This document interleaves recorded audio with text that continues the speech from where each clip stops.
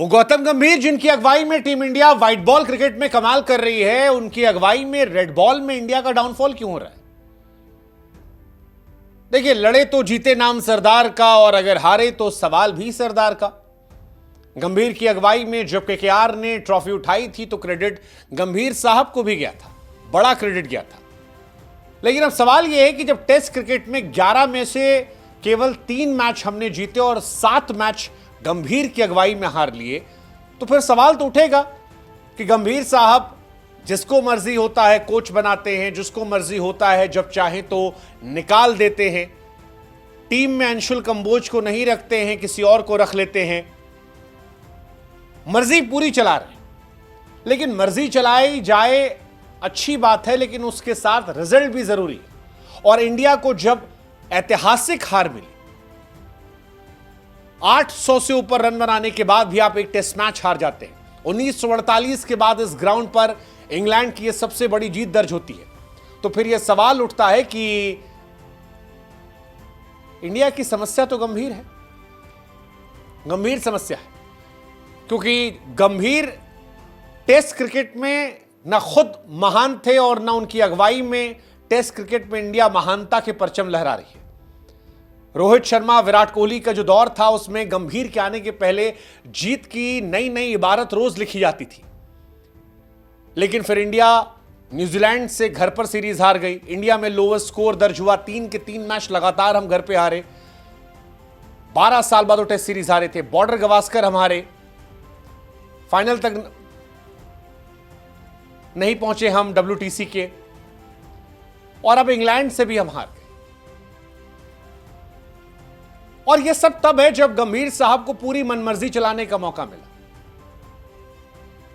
जिसे मर्जी किया टीम से निकलवा दिया, जिसे मर्जी किया उसे खिलाया। लेकिन अगर गड़बड़ी हुई है तो फिर सवाल तो उठेंगे, कोई ना कोई तो जिम्मेदार होगा, और सबसे बड़ी जिम्मेदारी कप्तान और कोच की होती है। कप्तान क्योंकि नया है, ऐसे में सवाल कोच से होगा, वो कोच जो पावरफुल है। अभिषेक नायर को उन्होंने टीम से निकलवा दिया था। ये कहा गया कि इंडिया की जो हार है उनकी वजह से रही।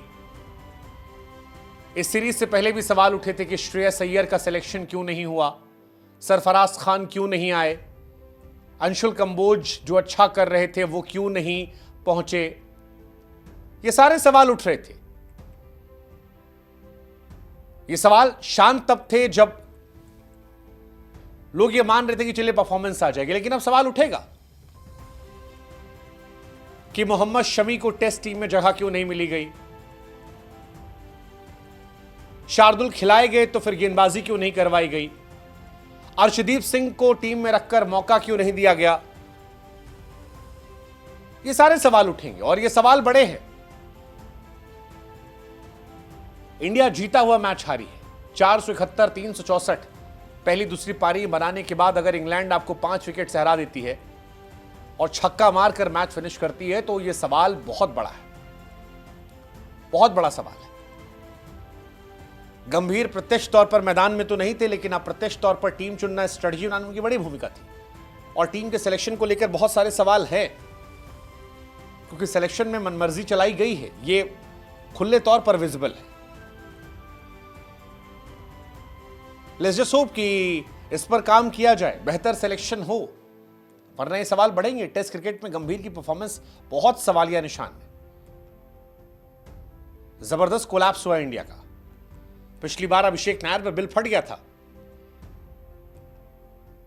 इस बार किस पर जाएगा? 1948 के बाद यह हार थी। 10 कैचेस ड्रॉप हुए इंडिया के, 10 कैचेस। और सबसे बड़ा सवाल सिलेक्शन का ही है। श्रेयस अय्यर की जगह बनती थी, शमी का एक्सपीरियंस आप यूटिलाइज कर सकते थे।